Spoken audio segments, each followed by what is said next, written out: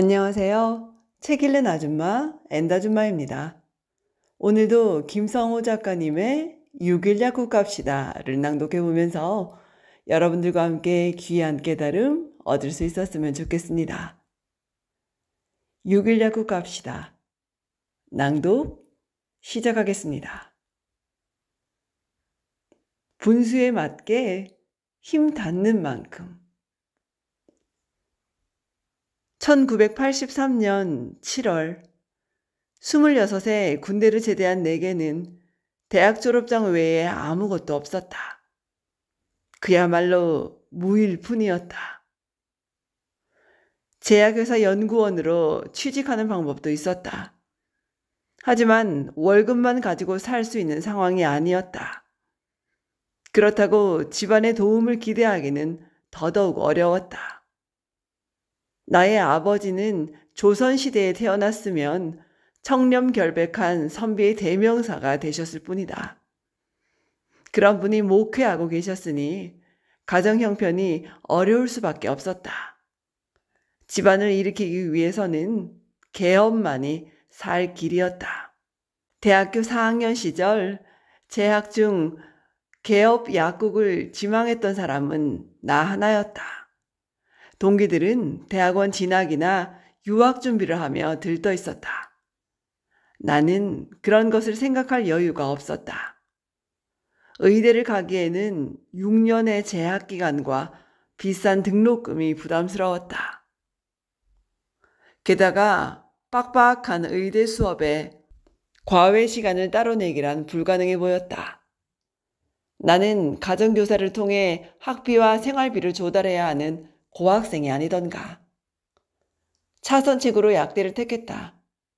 졸업 후 자영업을 할 수 있다는 사실도 약대 선택의 중요한 이유였다. 고향인 마산으로 내려와 월 2푼 이자를 주고 600만 원의 빚을 내었다. 한정된 액수의 자리는 물론이요, 약품까지 준비해야 했으니 번화가는 꿈도 꿀 수 없었다.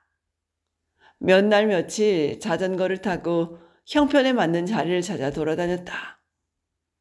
그렇게 찾아낸 곳이 웬만한 구멍가게보다 좁은 4.5평의 교방동 자리다.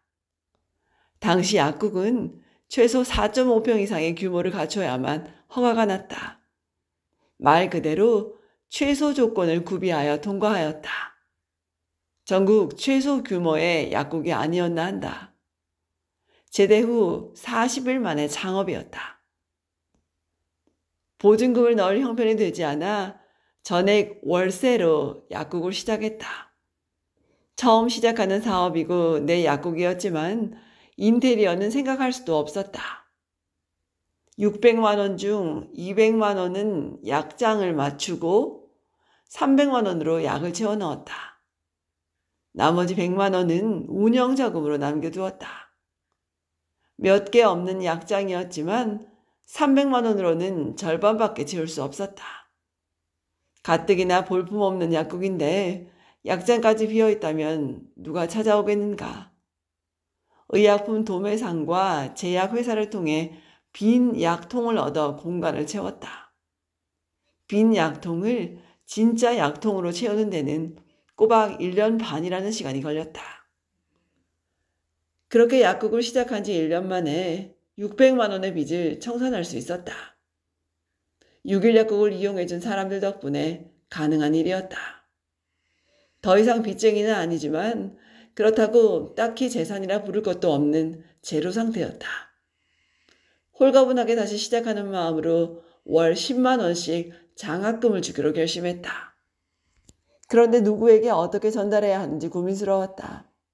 마침 친구의 장인어른이 교방초등학교 교장 선생님으로 계셨다. 사모님은 약국의 단골 손님이었다. 나는 사모님에게 장학금 전달 의사를 비치며 교장 선생님께 추천을 부탁했다. 하지만 사모님은 단번에 거절하셨다. 자넨 아직 멀었다. 빚 쪼까 없어지고 나니까 묵고 살만 하드나. 가진 거라고는 쥐뿔도 없으면서 그렇게 퍼주면 언제 일어설라 그러노. 형편 좀 펴지면 그때 하소. 그래도 늦지 않는데. 맞는 말이었다. 나는 가진 것이 없는 사람이었다. 하지만 없는 형편이기 때문에 더욱 장학금을 주고 싶었다. 많이 가진 사람일수록 쓸 때도 많아지고 욕심 때문에 뒤를 돌아보지 못하는 경우를 자주 보았기 때문이다. 물론 형편이 넉넉할 때 혹은 성공한 후 더 큰 돈으로 남을 도울 수 있다면 좋을 것이다.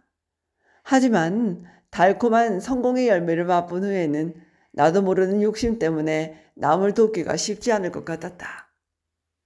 차라리 가진 것이 없을 때 나누는 습관을 들이면 큰 돈이 생겨도 욕심을 부리지 않을 것 아닌가. 분수에 맞게 힘 닿는 만큼만 하겠다는 거듭된 부탁 끝에 학생들을 추천받을 수 있었다. 그해 교방초등학교 졸업식에 참석해달라는 초대장이 날아왔다. 약국을 경영하다 보니 사람들과의 친분 때문에 동네 행사에 참석할 일이 적지 않았다. 이 역시 같은 맥락의 초대장이라 생각했다. 졸업식 당일 학교를 찾아가 교장 선생님께 인사를 드리는데 뜻밖의 이야기를 듣게 되었다. 선생님께서는 내가 보낸 장학금을 매달 지급하지 않고 1년치를 모아두신 것이다. 졸업식에 1년치의 장학금을 전달할 예정이니 학생들에게 직접 전해주라고 하셨다. 전혀 예상치 못한 상황이었다. 남에게 알리기 위해 시작한 일이 아니었다. 더욱이 그리 큰 금액도 아니었다. 나는 극구 사양했지만 학생들의 산교육을 말씀하시며 선생님은 고집을 꺾지 않으셨다. 그렇게 졸업식은 진행되고 순서에 따라 장학금 전달식이 이어졌다.